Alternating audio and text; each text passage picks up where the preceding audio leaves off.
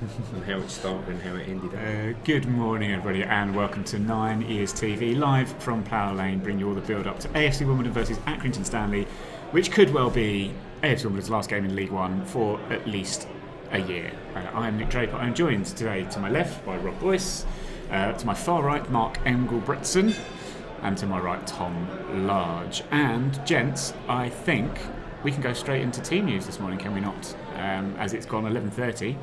We can have a look. There is the starting lineup today, and the big news, obviously, is debut for 17-year-old Alfie Bender in the centre of a three-man midfield. We've gone to a back four. Lee Brown at left back, Paul Osu comes back in at right back, and Dylan Aji-Hersey also gets a start. I think his first start of the season, or for AFC Wimbledon. I was going to say at Plough Lane, but it's his first start completely. What want to talk about? Dapo Bermudi gets a farewell, we imagine, as he returns to Watford at the end of the season. He starts up front. A couple of notable absences. Henry Lawrence, we won't see him play for AFC Wimbledon again, wouldn't have thought. Not on the bench today. And George Marsh missing, but we might discuss that one in a moment. Rob, I'm going to start with you. Two things about this team occurs to me. One, it's a team that's gone out just to try and win a game of football, be on the front foot, be attacking, lots of attacking talent and pace in that side. And the other one, obviously, of eye to the future with the two youngsters getting full starts. Yep. No, you know what? I'm excited for we haven't gone five at the back today. Obviously, today's a must-win game. I mean, we're not going to win it 9-0, but it's nice to see a bit more of an attacking lineup, and it'll be interesting to see if this is maybe, if Bowen was to be here next season, if this is more his vision of what he likes to play at 4-3-3. Mm-hmm. I'm super excited for Alfie Bender starting today. I was saying it before to Stu and that, but I wanted to see Bender start today because I've heard big things about this kid. I know he's only just turned 17, but he's a really big prospect. I listened to a podcast recently with the Corinthian Casuals manager, and he was just singing his praises, how he could make it all the way to the top. Mm-hmm. So I saw him in a pre-season friendly against Scunthorpe, really impressed with him, and I'm excited to see what he does in centre midfield today. Tom, what's he all about, Alfie? I'll be honest, I have not seen a great deal of him, but I've seen a lot of people kind of singing his praises. As Boyce said, the Casuals manager was really singing his praises, so I'm excited to see him. I think he might, he's very young, so I imagine it'll probably might take him a few minutes to get into that game, but that pass went viral on Twitter of him absolutely splitting a defence, so hopefully he can do that again today for us. They call him the ginger Kevin De Bruyne over at Corinthian Casuals, and that pass sums it up. De Bruyne not ginger? De Bruyne not ginger. Well, he's strawberry blonde. Alfie Bender's more ginger. Red-headed. Yeah, so yeah, that's what they called him over at Corinthian Casuals. So fair enough. Mark, what are your thoughts on the team with Sam Cosgrove dropping out? So we've gone for Dapo, who's not really featured actually for a little while. Dapo's someone actually I think that as the season's gone on, I think he really tried to step up when we needed him to. He's put a real shift in. Hasn't had a real chance on the bone, but we expect him maybe with him starting. Less of a, I don't know, what do you think? More pace up there as opposed to having the big man up top? Dapo and pace, I only ever saw his pace, I think, in the Bolton game, the opening game of the season, and since then he's been downhill all the way for me and hasn't set the club alight. But then Norse Cosgrove, either. I think if we're looking to go to score lots of goals today, Bowen's taken a massive risk with what he's put out there. And are we going to get it? No, not with that lineup. This is all thinking about players for next season and where we're going to be in League Two and what we're going to do. But best of luck. I think, like you guys have said, heard lots of good stuff about Alfie Bender. I saw him pre-season, impressive. He's still a young lad though. Is he going to be strong enough, upper body strength, to cope with big northern guys knocking him around? We'll have to wait and see. You know what's interesting about this lineup is there is, apart from Dapo and Sam Cosgrove, who are our only real strike options, there's no loans in that starting 11. I said apart from Dapo Marude, but you couldn't put an AFC Wimbledon striker up there just because we don't have anyone. Zach Robinson probably would have started, I'd imagine. He's out injured, but like I said, no Henry Lawrence, no other loan players. So Cosgrove on the bench is also. I mean, Cosgrove's on the bench, but what I'm saying is Cosgrove and Dapo are our only striking options we have. I see, yeah. So I think if we did have a striker, we wouldn't have seen one lone player today. I think it just must have putting Dapo up there. But they'll find that quite interesting. Agreed. There's no Henry Lawrence. I'm trying to think about the rest of our loans because they're not that memorable, so to speak. But my one issue looking at this team, I think, is if you see, Mac is going to, I think, with the way we know we play, is going to have to be a lot on defensive duties today. I can't see Bendel and Rudy kind of sticking in and sitting back, whereas Maka can do that quite well, and I think we'll lose part of his attacking option for that, and it's going to leave us very defensively exposed. But when you've got an 8 goal difference to try and swing, you have to go attack him. Yeah. I was going to say, I think it's an interesting point that Marsh isn't even on the subs bench today, and I wonder why. Because actually, I think he's been fairly reasonable for us during a poor season, and I haven't been overly disappointed with him. At least he gets stuck in. Mark Bowen did say in the pre-match that there's a few players who have taken knocks and whacks, so maybe. It could be that. I would have expected to see Marsh definitely in the squad today. I mean, I think he's done a good job at right wing back and can do a decent job in central defensive midfield. So I would have thought if he was fit, I'd expect him to start ahead of Bendel today personally, just because of his experience. But I can only presume he's out due to an injury or something. Yeah, it must be a knock or something. We are looking to next season, a view to next season, and looking at that team starting lineup. 6 of that 11 have come through our academy, so we can clearly see how we're looking to. As we always thought we would, Mark, as you know, ever since we reformed as AFC Wimbledon, we wanted to keep that link with the academy because the old Wimbledon had a hugely successful track record. We all remember in the 90s the amount of players that came through to play first team level at Premier League level was huge, and we've done that, we've kept that up, and this is the evidence of that. So more power to us for that, especially as we always said all along, if we're going to be a club that has to rely on being self-sufficient and sustainable, we have to bring through our own young players. And I mean, look at the 6 there. I mean, that's a huge testament to the work that's been put in the academy over the years. Dare I even drop in Mark Robinson's name at this point? No, I don't disagree. We have to develop our youth to be able to generate income for this club for us to be able to survive. And we've got 2 names on that team sheet there that you look at in the summer and you think clubs with us going down to League 2 are going to be looking very closely at wanting to purchase those players, and best of luck to them, and hopefully they'll bring us some great revenue. You've then got to move on now and think, well, where else are we going to generate more income from youth players? But as I think we can all agree this season, we've relied too much on youth, and you've got to have that balance with experience in the squad, and we've lacked that. And you look at that lineup, the oldest player there is Hennigan, and then there's probably and Brown, and then there's actually quite a gap with the rest of them. Yeah, it doesn't help Woody's obviously injured, but we lost Ollie Palmer obviously. Well, yes, yeah, but I mean the point I would say will still stand. I mean, you even look if you could even say that, you know, take Lee Brown out, stick Callum Baye in, take McCormack out, stick Hartigan in. You've suddenly got 8 academy players in there. Zach Robinson's would have, I imagine, as you said there, Rob, would have started so if he was fit. So that's 9 positives for next season, perhaps. As you say, should we keep them all over the summer, because the vultures are already circling over a couple of them. Not that I would ever call Luton Town vultures, but there we are. If you're watching today, wherever you're watching us from, if you send us your messages, send us your thoughts on the team lineup, and send us your predictions for today's game, we will of course be, as Finn might say, prediction 7-0 to the Dons. Finn, the most unrealistic part of that prediction is the nil. Okay, I mean, when was the 8-1? Yeah, we'll be there. We go. Yeah, there's got to be I can't see a clean sheet coming, sadly, with our record, but there we go. We will be talking more about the relegation battle and the whys and the wherefores and what can happen, all the various combinations. It could become the end of the day that if certain set results come, we will be relegated on goal difference by the end of it, and somebody in the division will be staying up having amassed just 40 points, which must be a record low for survival. But we will get onto all those things. But before we do that, we have a special feature to present to you now. Stuart Deacons has been out and about. He's been interviewing Matt Haylock. Has he not? No, he's not. He's just been out and about. He's just been out and about. Yeah. Matt ran away from him, don't blame him. Here's what Stu has found for us. As you can see, the Plough Lane looking resplendent in the sunshine, with 2 people walking down the touchline. Can't see who that is. Who's that? I'm not sure. No one? Okay, there we go. There you go, some beautiful empty seats. Thanks for this, Stu. There you go. I see John Cena there on a few occasions. It's really strange. What I must say about looking at the Plough Lane in the sunshine is the fact that we are ridiculously kicking off at 12:30 today for television, which, I mean, 12:30 kickoffs are just a nightmare.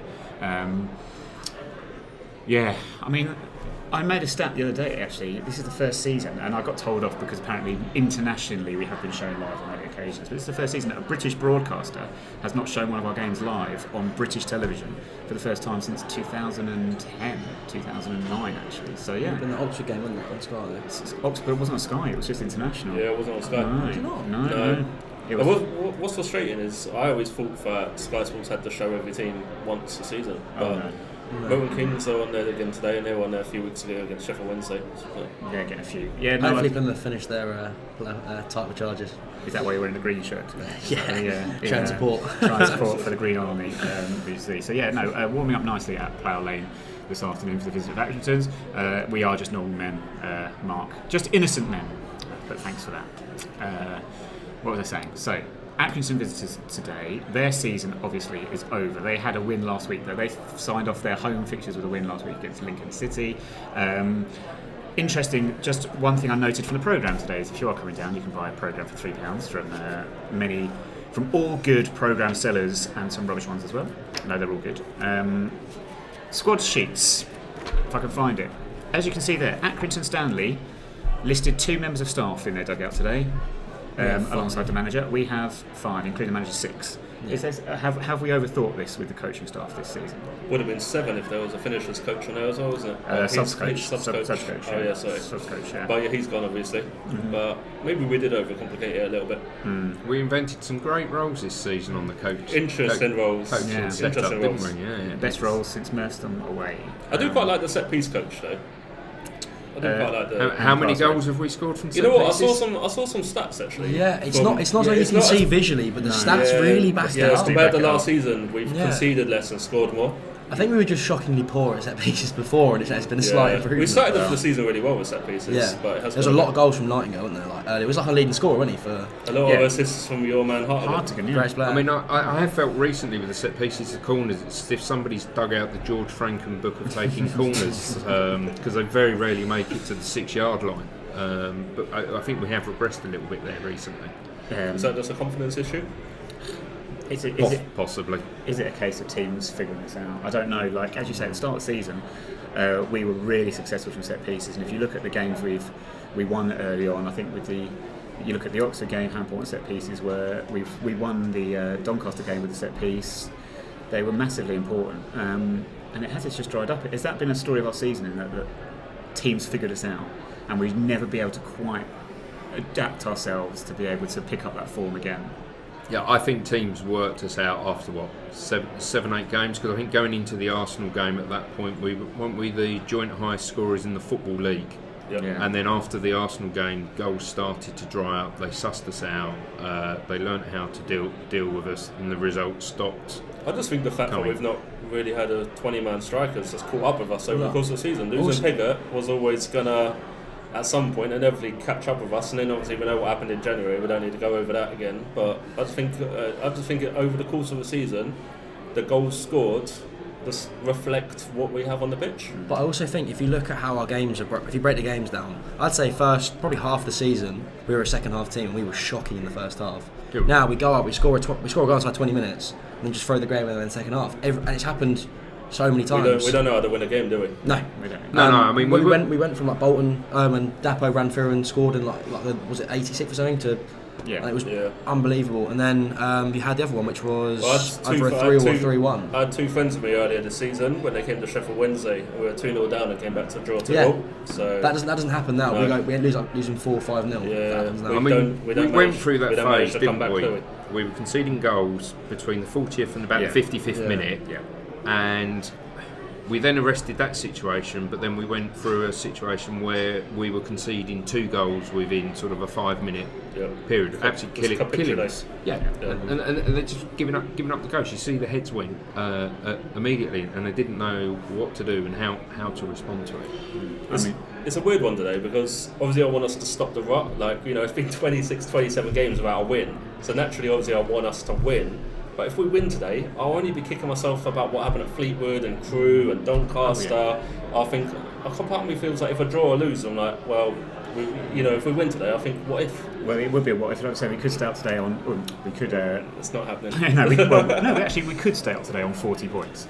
And you're right, Rob. Like, you think you look at all the occasions where perhaps a win, where Doncaster seems to be the one that mostly stands out for me. The way we threw that one away at 2-0 up. Just a comment there from Carlo Rossi saying they have more. They just don't send any information through to the club. It's about the benches. Yes, the opposition away team benches. They actually bring 5 coaches, which is more than their fans will today. Badumtish. Okay, fair enough. Thank you, Carlo, for letting us. Carlo, obviously, produces a designs programme and provides all our graphics for us on 9yrsTV as well. So thank you, Carlo. We might actually. Should we move on to a graphic now? I was just going to mention sort of a mirror image, perhaps, just to finish off, was Burton Albion, talking about coming from behind. Burton Albion was a game at here at Plough Lane earlier in the season. We equalised very late on, and then we flipped that round to January, roles reversed, we take the lead, they equalise, and that seems to be the story of our season. But anyway, do we have graphics? What do we have graphics for? What could all the possibilities that affect the bottom of League One this afternoon? There are some things that are happening, as Tom mentioned a little while ago, at the top of League One, but that's less of our problem at the moment, isn't really it? About that, to be honest with you. We're not going to be playing those teams whether they go up or not.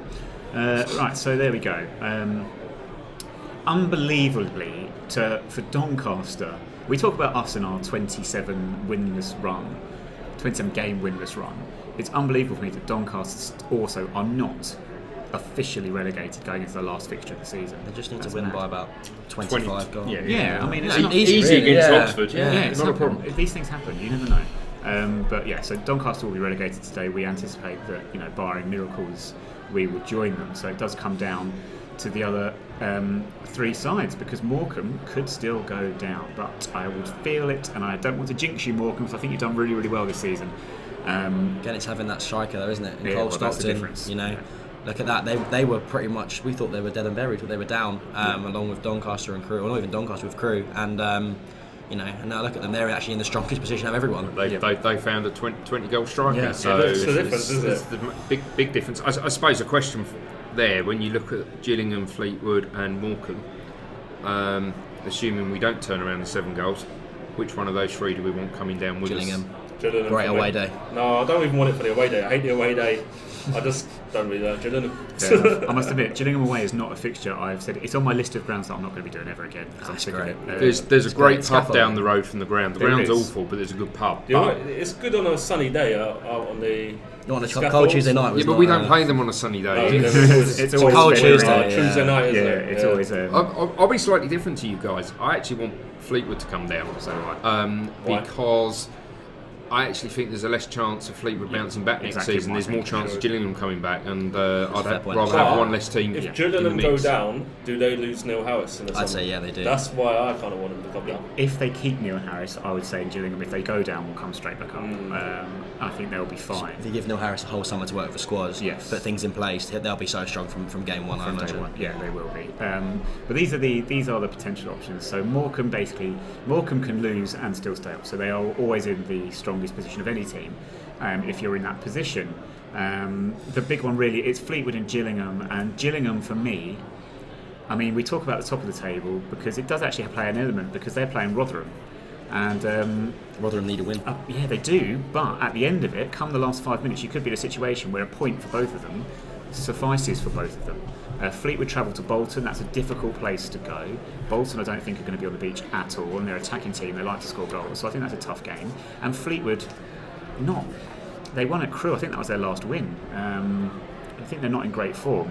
Rotherham, with Milton Keynes going to Plymouth, Rotherham have to win only if Milton Keynes win, and that's a big ask. So it could be that Gillingham and Rotherham are playing out that last 5 minutes. Rotherham's form's not great at the moment. But I don't expect them to have too much for Gillingham. I also expect them with Michael Smith and that to win today. I think the frustrating thing is Bolton have nothing to play for against Fleetwood today. I know fans want a 4-0 win for Bolton. And that's a relatively local game though, and there's it's true. Stranger things have bit of needle between the two teams, so Bolton are going to want to take the local pride. I mean, Bolton put 4 past us. We could do with them doing the same to Fleetwood today. A few more than that as well, please. Just looking at that table though, would it be a point saying we deserve to go down because we've won the least amount of games? Well, this is it. We deserve to go down because we haven't won in. You can't draw 19 games. games and then deserve to stay up. You know what I mean? No, that is the point. We've lost the most, at least. Sorry, but I mean, I think it's amazed me and it's amazed many other people that we've gone on this run and still last game of the season we're not relegated. Well, like Nick said, it shows how poor the teams are because normally you need 50, 51 points to stay up. The fact that we could have stayed up on 40 is even more frustrating. And as I say, it could come the end of it. Gillingham, Fleetwood, and ourselves all lose. 40 points keeps you in the division. I mean, that's something else. There's the situation for us on the screen. If we win and both Fleetwood and Gillingham lose, and we overcome a goal deficit with Fleetwood, who are currently 7 goals better than us, then we will do it. Can I just state the reason for viewers that we can't match their goal differences because they've scored more goals than us, so we need to beat them by 8 goals. I imagine we go down on goals scored. There needs to be an 8-goal swing rather than a 7-goal swing, yes. just so our viewers so they understand. Otherwise, if we match their goal difference, Fleetwood do stay up due to the goals How scored. sickening would that be if we go down on goals I mean, scored? I think that's still enough. It's going to come down to that, but just any of our I don't think it's goal difference either. But I mean, I think Fleetwood will. They seem to have found a bit. They found that momentum. I think that recently that a lot of people we should have done a few games ago. So I think they'll be okay against a Bolton team that are very much on the beach in terms of they've got nothing to play for. Hopefully, Accrington are on the same beach. Hopefully.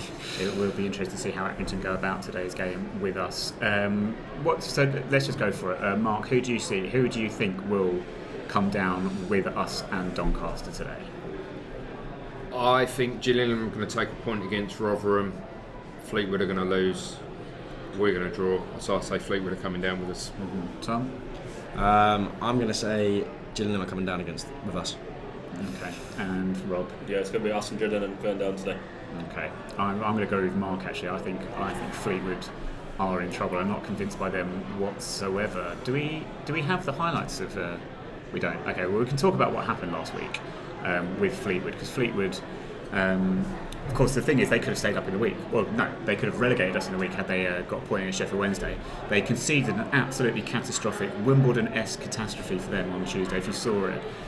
Where they No, it wasn't as bad as our goal. Only in the sense that Sheffield Wednesday equalised, and then straight from kick-off, 10 seconds later, they go and score again, with Fleetwood giving the ball away straight away from kick-off. Lee Gregory got the hat-trick in the end. You saw the goal, he just ran through, unchallenged, and then just slotted it away.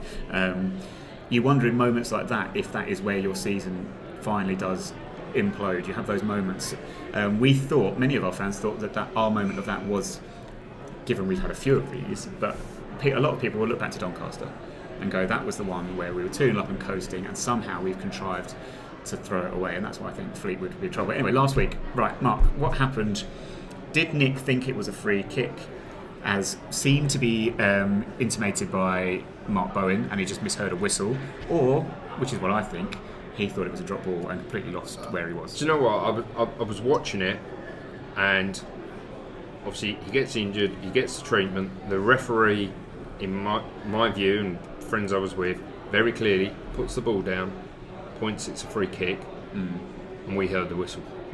And I do not know what he was thinking and what he was doing to take 1 touch, 2 touch, and then a third. And I have to say, I was really disappointed afterwards to see Mark Bowen trying to defend Zanif's position.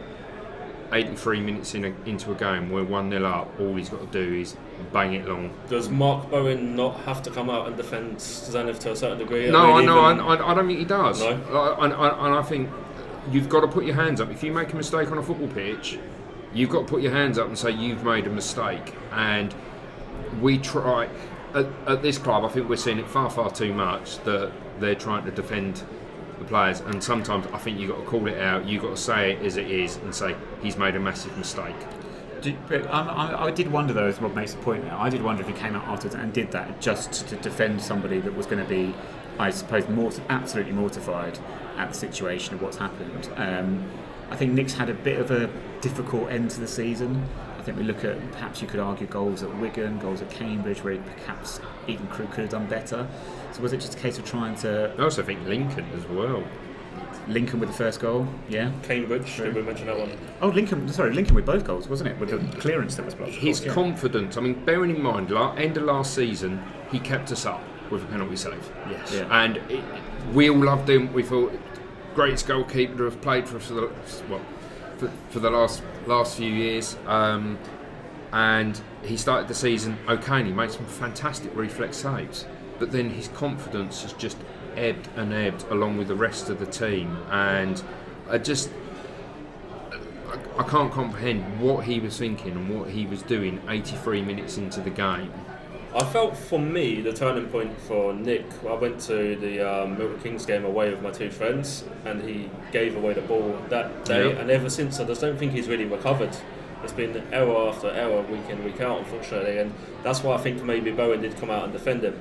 It's a bit of a weird one, because even if it was a free kick and he's tried to nick a few yards, I just don't understand why you are trying to nick a few yards from your. Yeah, but if you're going to nick a few yards, you knock it forward once and then you hit it. But the fact that the ball was moving when he hit it the third time as well, which makes me think he thinks it was a drop ball. I think there's some notes in the programme today which confirms that Nick thought it was a drop ball, and yeah, there's confusion, and then apparently Bowen spoke to the ref after, and the ref doesn't remember blowing his whistle. The ref, he did blow his whistle, but he didn't remember blowing his whistle. And I think that's Bowen's just saying that, as you say, to try and cover Zanev. Given the circumstance of the game, I mean, I don't know the laws, but should the ref maybe have just let him have a retake? No. And if you look as well on the replays, as soon as he's done it and the camera pans to the middle of the park, just as the referee's blowing, you can see the Fleetwood guys putting their arms up going, free kick. They're appealing it straight away because they knew it was a free kick. I think everyone apart from Zanev knew that was a free kick. You know, the most frustrating thing about that free kick is not only does the free kick happen under such pointless circumstance, but then the wall and his the positioning. Defending. It makes me wonder if Nick Zanev's head at that point was just gone, because that wall. Just kind of linking into that, sorry, comment there from Hillsy saying, I don't get why we haven't started Broom today. He doesn't look bad, and Zanev keeps costing us points. I think it's more just a mentality thing, The team need confidence, and having a goalkeeper who I personally think he's League One standard, I know some people don't. But taking him into next season with us, obviously he's under contract, he signed that earlier this year. Give him confidence, build him up, because on his day he was good. First half of the season he was good. The defence comes under a lot of pressure. I think the reason why we started Zanev today is just to get it out of his system. It'd be a pretty awful way to end the season on that incident. Get it out of his system. He better get it out of his system pretty quickly, especially. I mean, today we need to come racing out the traps. You don't even want Zanev being very busy today. No. Can I just say though, I've seen Nick Zanev get a bit of abuse online, but it's not. I know it was a bad mistake, but that Zanev error isn't the reason why we've got relegated this season. So he shouldn't be abused online regardless, but it's not his. But it's a multitude of things. I mean, a number of us criticised Cosgrove for his wonderful assist at Crewe. As well, it's frustration by fans. We're all passionate, we all get frustrated, we say things in the heat of the moment, it's nothing personal against the players, etc. But sometimes the players just need to grow a pair and get a little bit stronger out there with their mentality. There is a little bit, we do need a little bit more resilience in there, I would say. I also wonder, just when you mentioned about the Cosgrove mistake at Crewe and Nick at Milton Keynes and Nick at Lincoln, all these things, a lot of what we built this season was to try and recycle possession, keep possession. That was the process we were going for, to try and improve players, long-term projects and all these things. Nick, ball at his feet, not the best, I'd argue. So we've seen this at the highest level where goalkeepers are just completely. Who was most famously? We were talking about Paul Robinsons and Joe Hart's. I think that have been ditched out of clubs because they've been seen not to have the technique with the ball at their feet. Ball playing goalkeeper kind of thing. Yeah, exactly. So maybe Nathan Broom will be that sort of sweeper keeper that can do that for us. But again, with Nathan Broom at the moment, he's a young lad. Is he ready for first team Football League football? I'm not sure. Goalkeeper, you need to be decent, a little bit older. You need to have a lot of body training. I mean, I look at him out there warming up. There doesn't look a lot of him at the moment, and I think he would struggle. He probably needs a loan, to be fair. Yeah. Agreed. Nathan Trotz, perhaps arguably was a similar situation. Was a little bit not quite statuesque. We didn't feel when he first joined us. And Zaki Ola, When I first saw him yes. playing He's for lifted us, trophy with us. I actually thought it was Ivor. Comment there from Rob Lewis. Salah has been fine in his first full year, especially behind a weak defence. He needs to stick with him and not destroy. That's how I agree. You know, he needs to stick with him, build him up. Again, people saying he's pushing on a bit now. He's 25, but and not destroy his confidence after one bad error. People would argue there's been a few errors this year, but at the same time, keepers make mistakes. If a midfielder does that, you know, you carry on and move on. I think I'm slightly protective of goalkeepers because my sister is one. But, you know, goalkeeper makes this mistake. Any outfield player does that same mistake, in it, apart from Cosgrove. And it doesn't usually end up in a goal. Yeah. But yeah. That's the thing, all goalkeepers' errors are magnified more than perhaps most. So keep your comments coming through, thank you for those, with your thoughts on the season, thoughts on the team, thoughts on this afternoon's game with Accrington. I mean, we've spoken a little bit about Accrington. The interesting thing about the goalkeeper, I thought we've made the point. Accrington we sort of think of as a very physical side. Goalkeeper will come under a lot of pressure, I imagine, from set pieces and things like that. Is that what we think, Tom? Is that what we expect from Accrington today? Not going to give you anything. They strike me. Well, I don't know, because the old Wimbledon people say, "Oh, you never get an easy game with the old Wimbledon, the old crazy game days." But I don't know. There was a few seasons in the Premier League where the last 6 games of the season we were safe. We sort of down tools a little bit and what have you. But Accrington very much look like a team that they go out every single game. They put in a shift. They might be lacking on occasion, but they're never going to ease up. So, are we expecting a bit of a bruising one today? I always think with Accrington, they're a tough northern side. Yeah. They're always harry people. They knock you about. They got some big tall players. I mean, it'd be interesting to see what their lineup is today and whether there's a couple of ex-AFC Wimbledon players She'll get it for you. playing as well. Yeah, Harry Pell's will be glad. Yeah, good player as well this year. Archie Proctor might start today for him. He could do with scoring 7 own goals for us. Be the best transfer we've ever done if he scores a few own goals today. So there is their side, but no, it doesn't look like any ex-players for ours. There, Proctor is on the bench. Proctor on the bench. But obviously Ross Sykes, we know that is a... They had their keeper sent player. off actually. Toby Saven, who's actually quite a decent young keeper. So they've got young Isherwood in goal. Who's more known for his novels, I think. But anyway, sorry, that's just him. But yeah, they've got a mixture like Colby Bishop and Sean McConville can do it.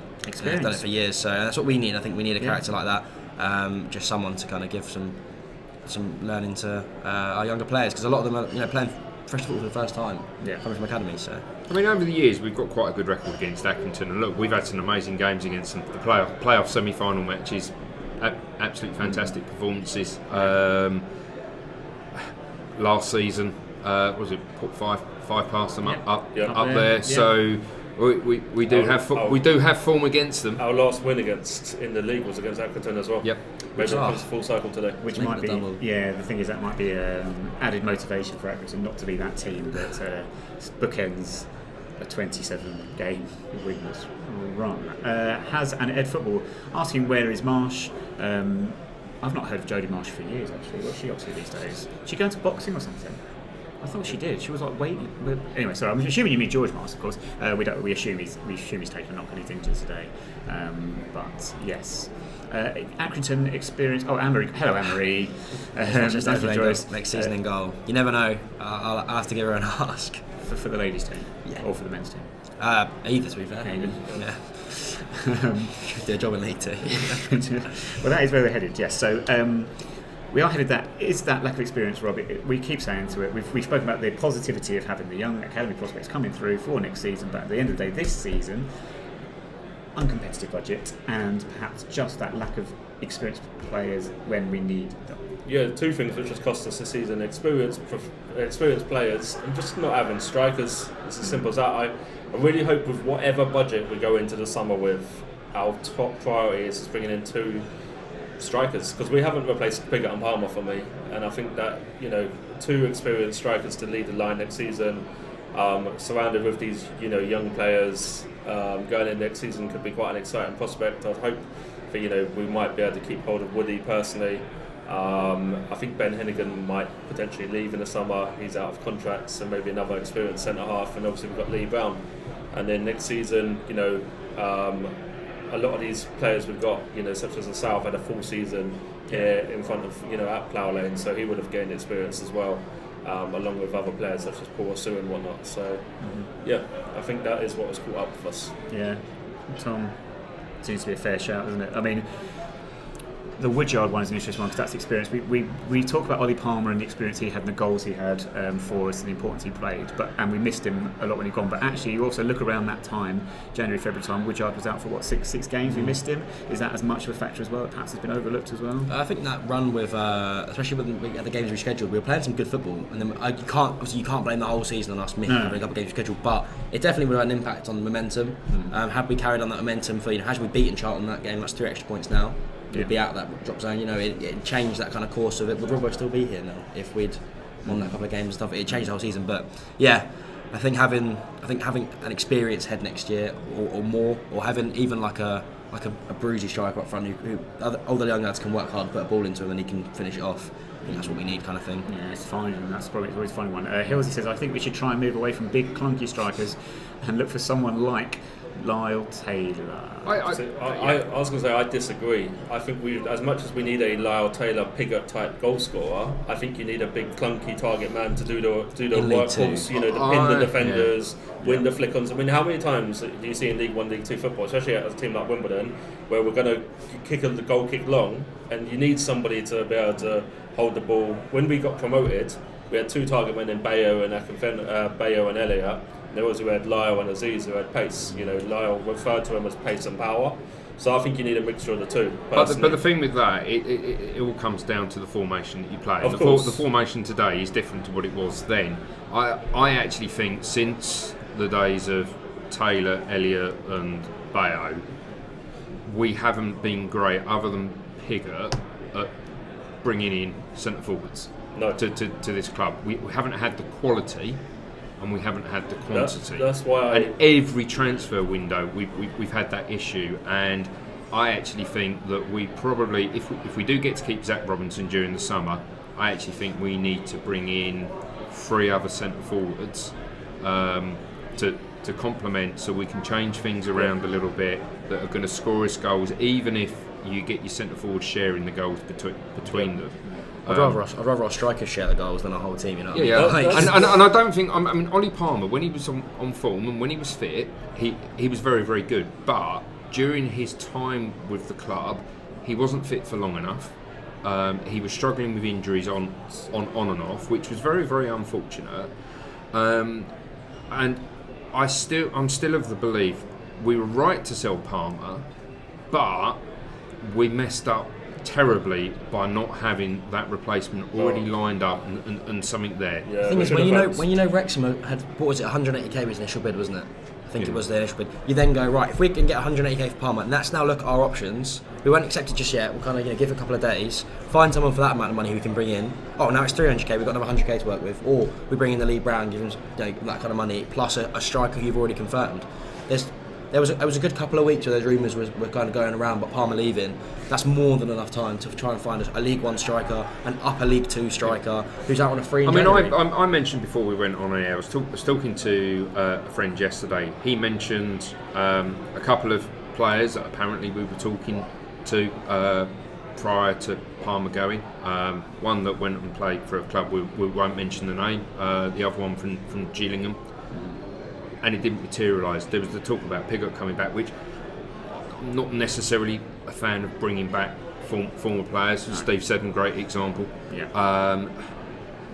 We needed to do something. We failed miserably off the pitch, and you can't blame the players on the pitch for what's going on behind the scenes about bringing players in. And yes, we can blame Robbo, but there's other people that are on that transfer panel. Well, Robbo didn't want to let Palmer go, did he? And the scouting has clearly failed over the last few years at this club, at bringing in talent that's slightly more mature. What's the thing? You look at the talent we had brought in, Lyle Taylor and Joe Pigott, for example, 2 players who weren't proven in non-league.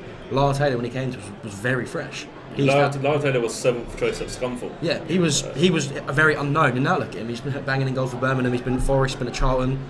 And where is that recruitment nowadays? I mean, I don't know the answer, but can we not? Is there not those things in place? Is it easier at a lower level to find those people? Lyle Taylor and Pigott were both Simon Bassey finds. Yeah, Simon Bassey seems to be. I did that thing with me and Stu, did that thing on BBC. Yeah, a good friend of mine says, "Why don't we get Simon Bassey back? Because he's scouted." Says, but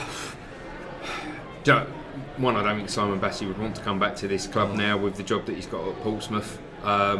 He certainly wouldn't want to go back to doing that kind of role. But we need to find a new Simon Bassey. So we don't need to find the next Elliot or Taylor. We need the next Simon Bassey. We need to find the next great scout who can get out and. I'm hoping for really good I'm hoping that Bowen's got some good contacts. If given the you would expect given the role in the summer. Do we think Bowen's going to stay? I think he might want to stay.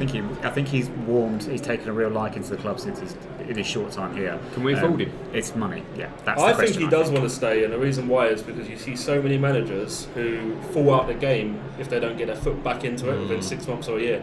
Give an example: Alan Kirbishley never got back in, for example. My question then is, if it was Bowen, why haven't we announced before next week that he's now our permanent manager? Well, I'd like to personally see some sort of comms go out either at 5 PM today or Monday at 9 AM. Or even you announce it at half time or at full time, just like give people something to know. Because Mike made the announcement on the website a couple of days ago about Mick